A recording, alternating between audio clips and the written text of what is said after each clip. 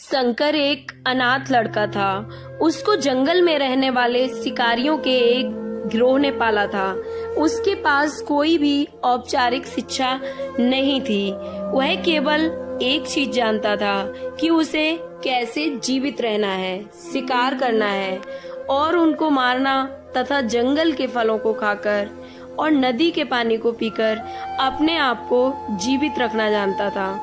एक दिन वह अपना रास्ता भटक गया और उसने देखा कि कुछ लोग नदी के किनारे पर बने एक पत्थर की आकृति के चारों ओर जोर जोर से चिल्ला रहे थे।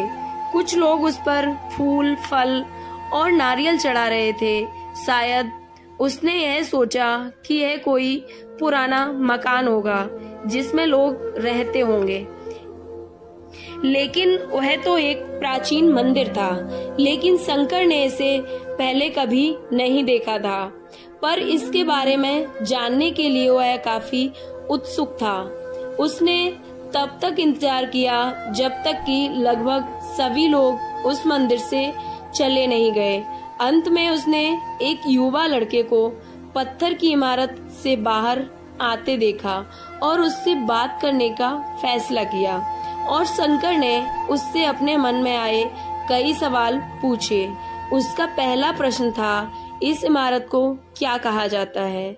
लोग अपने साथ क्या लाते हैं? फिर उन चीजों को अंदर वाली इमारत में क्यों छोड़कर वापस आ जाते हैं? चीजों को अपने आप लाना और उन्हें अंदर छोड़कर वापस चले जाना।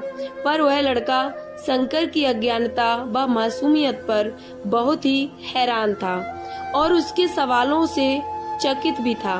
पर यह वह नहीं जानता था कि वह पास के जंगल में ही रहता है और शिकार करके ही अपना जीवन यापन करता है। लेकिन फिर भी उसने उसके सवालों के जवाब देने की पूरी कोशिश की। उसने शंकर को बताया, यह भगवान शिव का मंदिर है।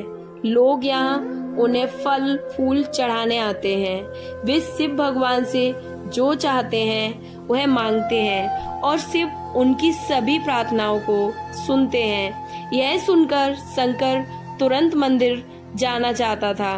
लड़के ने उसे अंदर का रास्ता दिखाया और शिवलिंग के बारे में बताया। शंकर ने मासूमियत से लड़के से पूछा, यह शिवलिंग क्या चीज है और हमें क्या देता है? लड़के ने बताया, हम शिव से जो मांगते हैं वह हमें दे देता है। हम सब ऐसा मानते हैं। लड़के ने कहा, अब अंधेरा हो रहा है, अब मुझे घर जाना होगा। और वह शंकर को वहीं अकेला छोड़कर चला गया। शंकर ने झिझकते हुए मंदिर में फिर से प्रवेश किया। वह एक कोने में बैठ गया और सोचा, एक पत्थर किसी को वह चीज कैसे दे सकता है जो वे चाहते हैं। इसलिए उसने इसका परीक्षण करने का फैसला किया और उसने पत्थर की प्रतिमा से कहा, हे शिव, कृपया मुझे पर्याप्त शिकार करने दें ताकि मैं भूखा ना रहूं। मेरे पास आपको चढ़ाने के लिए कोई फूल फल आदि नहीं है, लेकिन यदि आप मुझे शिकार देते हैं तो मैं उसे आपके साथ साझा करूंगा। मैं वादा करता हूँ कि मैं आपको धोखा नहीं दूंगा। उसने घोषणा की। अगली सुबह शंकर शिकार करने गया। उसने पूरे दिन शिकार की तलाश की, लेकिन उसे कोई शिकार नहीं मिला था। दोपहर हो चुकी थी। अब उसे लगने लगा था कि मंदिर के लड़के ने उससे झूठ बोला था। फिर भी उसने शिकार जारी रखा। जैसे ही शाम हुई, उसने 2 खरगोशों को अपने बिल से बाहर आते देखा। शंकर ने उन खरगोशों को मार डाला, चूंकि उसने शिव भगवान से वादा किया था कि वह अपने शिकार को साझा करेगा।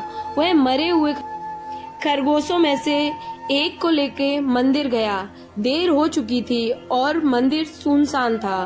शंकर ने मंदिर में प्रवेश किया और जोर से कहा, कृपया आओ और अपना हिस्सा ले लो प्रभु, आपके लिए मैं लाया हूँ। और वह वहां बैठ गया और अंधेरा होने तक प्रतीक्षा करने लगा, लेकिन भगवान प्रकट नहीं हुए। शंकर को भूख और नींद आने लगी और उसने खरगोश को मंदिर में छोड़ने का फैसला किया। अगली सुबह जब लोग मंदिर पहुंचे तो उन्हें शिवलिंग के सामने मरा हुआ खरगोश मिला। भक्त बहुत परेशान थे। यह यहाँ कौन लाया होगा? उसने हमारे मंदिर को अपवित्र करने की हिम्मत कैसे की? उन्होंने खरगोश को बाहर फेंक दिया। अगले दिन शंकर अपनी भूख मिटाने के लिए जंगल में शिकार करने गया, लेकिन इस बार उसकी किस्मत अच्छी नहीं थी और उसे शिकार नहीं मिला। उसने सोचा आज रात को मंदिर जाना चाहिए और शिव से पूछना चाहिए कि उनको खरगोश का भोजन कैसा लगा। शंकर यह पूछने के लिए मंदिर गया। वह जब मंदिर पहुंचा तो उसके आश्चर्य का ठिकाना न रहा। उस रात मंदिर में लोगों की काफी भीड़ थी। शिवरात्रि की रात थी, लेकिन अबोध शिकारी लड़के को इस बारे में कुछ भी नहीं पता था। शंकर ने चारों ओर देखा और उस युवा लड़के को देखा जिसने उसको मंदिर के अंदर शिव से प्रार्थना करने के लिए कहा था। क्योंकि उसे इतने सारे लोगों के आसपास रहने की आदत नहीं थी, उसने वहीं रुकने का फैसला किया और पास के एक बेल के पेड़ पर चढ़ गया। यह एक लंबा इंतजार था और समय बिताने के लिए उसने पेड़ से पत्ते तोड़कर जमीन पर फेंकना शुरू कर दिया। उसे अज्ञात पेड़ के नीचे एक छोटा सा शिवलिंग था जिसकी पूजा लंबे समय से नहीं की गई थी। शंकर के द्वारा फेंके गए बेल के पत्र उस शिवलिंग पर गिरे। शंकर भजनों से मंत्र मुक्त हो गया और धीरे धीरे साथ गाना और पंचाधारी से मंत्र का जाप करना शुरू कर दिया। रात भोर में बदल गई और सभी भक्त मंदिर से चले गए। शंकर पेड़ से उतरा और मंदिर में प्रवेश किया। उसने देखा कि शिवलिंग की आंखों पर लाल निशान थे। वे कुमकुम के थे जो लोगों ने लगाए थे, लेकिन शंकर को यकीन था कि शिव को उनकी आंखों में परेशानी हो रही है। उसने शिव की खेदजनक स्थिति के रूप में जो कुछ भी महसूस किया उसके लिए उसे बहुत दुख हुआ। वह उनकी मदद करना चाहता था। उसने सोचा शिव यहाँ अकेले रहते हैं और बीमार होने पर उनकी देखभाल करने वाला कोई नहीं है। जब तक भक्त उनसे मिलने नहीं आते उन्हें भोजन नहीं मिलता। शंकर ने एक रात पहले भक्तों को शिवलिंग पर जल चढ़ाते देखा था। प्रभु को ठंड लग रही होगी, शायद वे कांप रहे हैं। उसने सोचा आखिरकार वे केवल पत्तियों से ही ढके हुए हैं। तो उसने शिव से पूछा, मेरे स्वामी, मैं आपकी क्या मदद कर सकता हूँ? शायद कुछ खाना या दवा मैं आपकी सेवा में कैसे कर सकता हूँ? शिव ने उसे कोई उत्तर नहीं दिया। शंकर ने सोचा भगवान वास्तव में बहुत बीमार हैं, क्योंकि वह अब उत्तर देने में असमर्थ है। वह तुरंत जंगल में गया, कुछ औषधियाँ जड़ी बूटियाँ लेकर आया और लाल निशान पर उनका लेप लगाया, लेकिन कुछ नहीं हुआ। उसने कहा, लगता है कि ये अंधे हो गए हैं। मुझे प्रभु को अपनी एक आंख देनी चाहिए ताकि वह ठीक हो जाए। निश्चित रूप से उन्हें खुश कर देगा। उसका दिल पवित्र था और उसने वहां शिव के हाथ में रखे त्रिशूल को उठाया और त्रिशूल को अपनी दाहिनी आंख की ओर ले गया और अपनी आंख को निकालने का प्रयत्न किया। शंकर अनपढ़ था, उसे मंत्रों या पूजा के उचित तरीके का कोई ज्ञान नहीं था, लेकिन उसकी भक्ति में कोई कमी नहीं थी। जैसे ही वह अपनी आंख निकालने वाला था, शिव अपनी पार्वती के साथ प्रकट हुए।